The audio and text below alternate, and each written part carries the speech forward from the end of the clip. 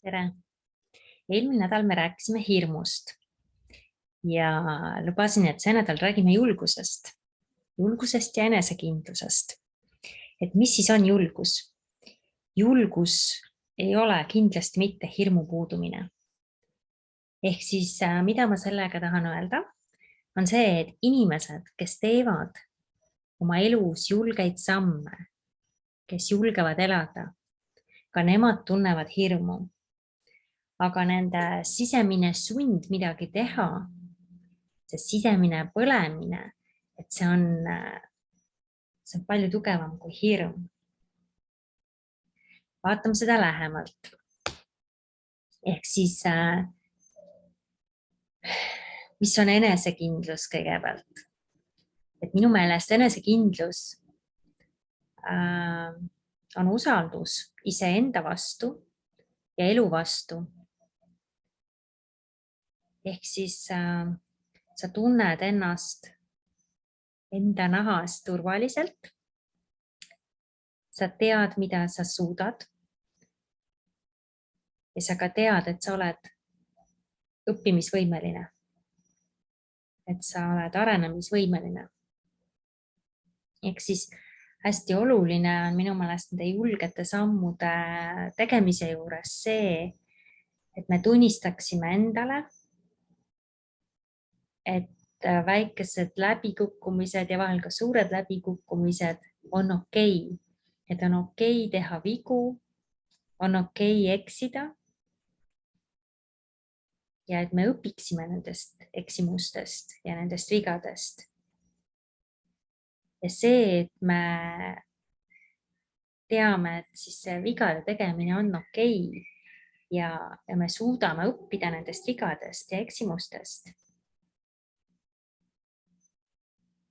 See ütleb, et me oleme siis arengule orienteeritud, kasvule orienteeritud oma elus.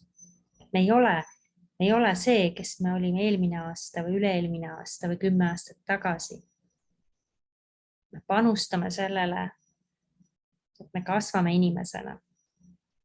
Ja seega oleme pidevas muutumises ja valmis tegema uusi samme.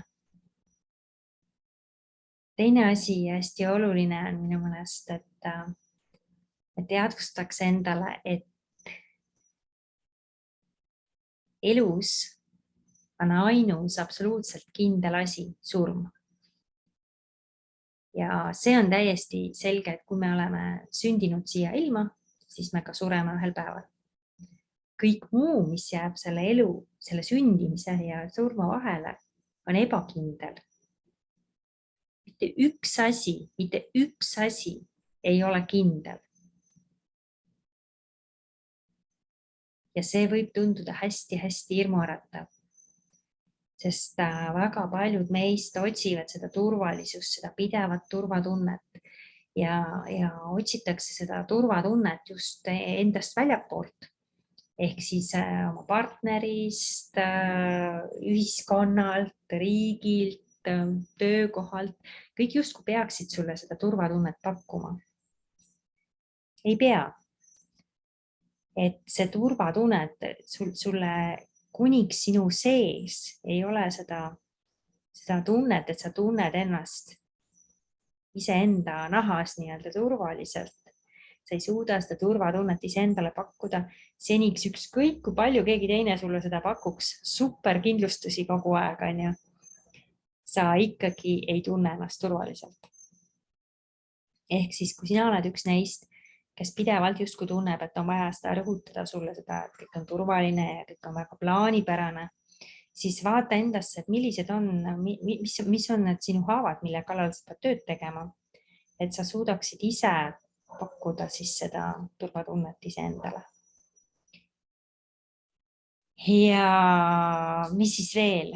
Julgete sammude astumise koha pealt.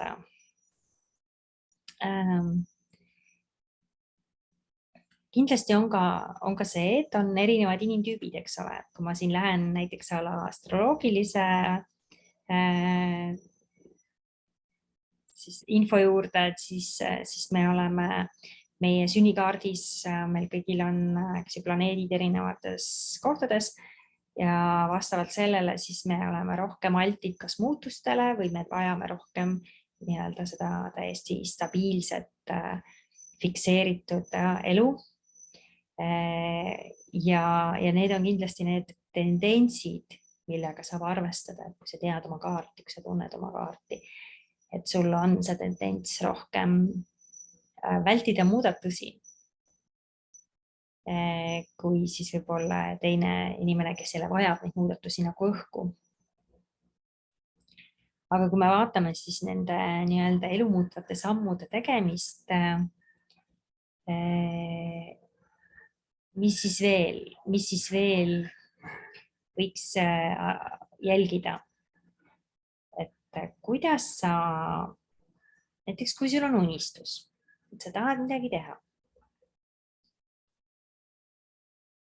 Ja võib-olla sa oled ka astunud mõned sammud või võib-olla sa oled teinud juba mingisuguse plaani, kuidas selle unistuse poole liikuda.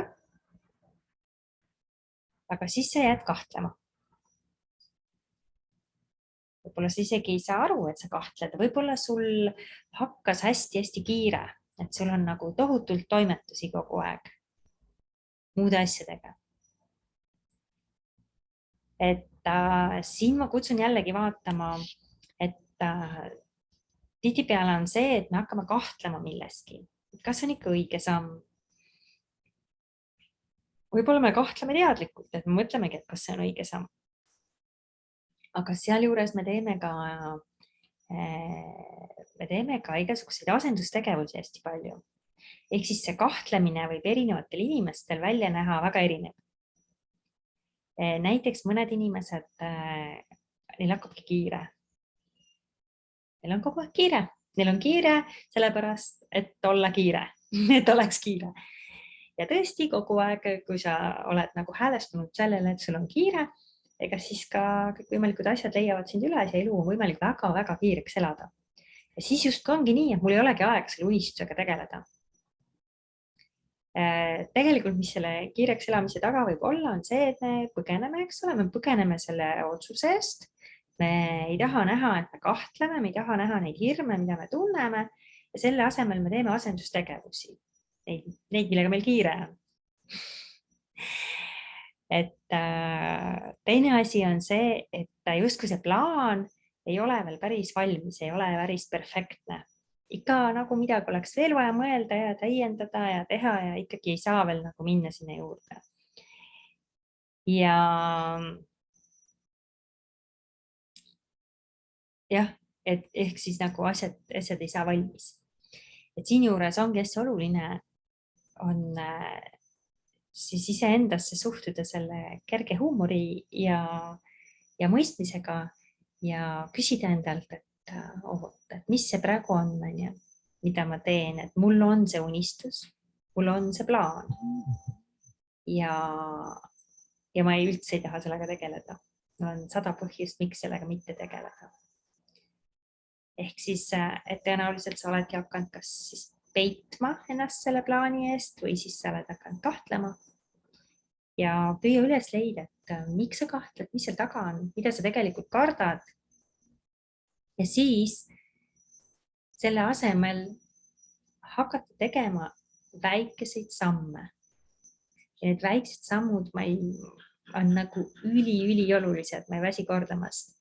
Ehk siis sa teed omale plaani, mida sa teed iga päev, et sa jõuaksid sammukese võrra lähemale sellele unistusele. Ja siin see võib olla niivõrd pisike tegevus alustuseks. See võib olla kas või, et sa lihtsalt, näiteks kui see on mingi äriplaan või ettevõtte soovid teha, et sa alustuseks kas või iga päev võtad pool tundi ja sa vaatad, mida näiteks teised, kes teevad sarnaseid asju, mida nemad teevad.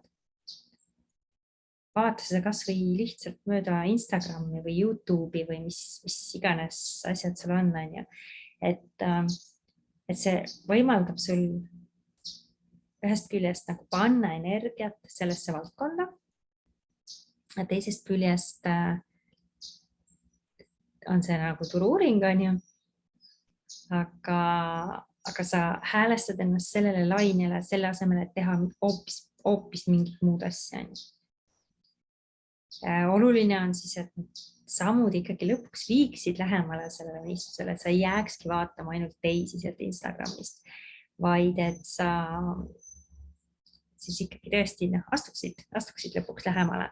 Aga et siis jah, et oluline, et see esialgne plaan ei oleks nagu niisugune, mis paneb pea ringi käima ja tundub hästi hirmutav ja kohtav, vaid tee vähehaaval. Iga päevaga unistusele sammukese võrra lähemale. Ja defineeri, et mida sa täpselt tahad saada, kuhu sa tahad jõuda. Kui ma alguses ütlesin, et ainus kindel asi siin elus on surm, siis see on ka selline asi, millest eriti rääkida ei taheta. Aga tasub vaadata endalt, küsida ikkagi, kui nagu homme on minek, kas sa oled elanud selle elu nii, et sa võiksid minna rahus, et sa oled andnud endast parima, sa oled teinud, mida sa tundsid, et sa tulid siia tegema, või see pole nii.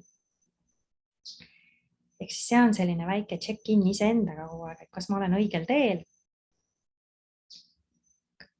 või ma nagu pidevalt olen kuskile kõrvaltegevustesse ära eksinud ja ühel päeval olengi võib-olla juba, eks ole, 92-aastane ja ikka mingid asjad tegemata. Teine asi, kuidas siis seda julgust kultiveerida veel, lisaks sellele, et me teeme omale need väiksed plaanid ja läheme väikeste sammude haaval, küsime endalt, millised on need hirmud. Püüame need hirmud endal selles mõttes ratsionaalselt maha võtta. Teadvustame endale, et isegi kui midagi läheb valesti, kui me eksime, see on okei, sest me õpime sellest, me kasvame läbi nende vigade. Kõik on alati võimalik parandada. Siis energeetilise poole pealt on see, mis annab seda elamise julgust ja kuraaži, on Manipura tšakra ehk siis 3. tšakra, naba tšakra. Ja kui me teeme näiteks joogat ja aktiveerime oma siis Manipura tšakrat, puhastame ja tasakaalustame seda, et ka see aitab meil rohkem kultiveerida seda julgust ja kuraaži. Ma ei hakka täna näitama teile ühtegi konkreetset joogasalat, et ma teen aeg-ajalt joogatunde, kus me pühendume ühele või teisele tšakrale. Et kui sa oled huvitatud, siis anna mulle märku ja ma hoian sind kursis, kui tuleb Manipura tund. Ja nii ongi, julge hundi ring on rasvane ja soovin teile julget pealehakkamist kõigest, kus te sooviksite peale hakata, julgust elada, et te usaldaksite iseennast ja elu ennast. Et sind juhitakse õigele teele, õigesse voogu ja et sa oskaksid ka märgata seda, kui sind juhitakse. Aga kohtumiseni järgmine nädal. Tšau!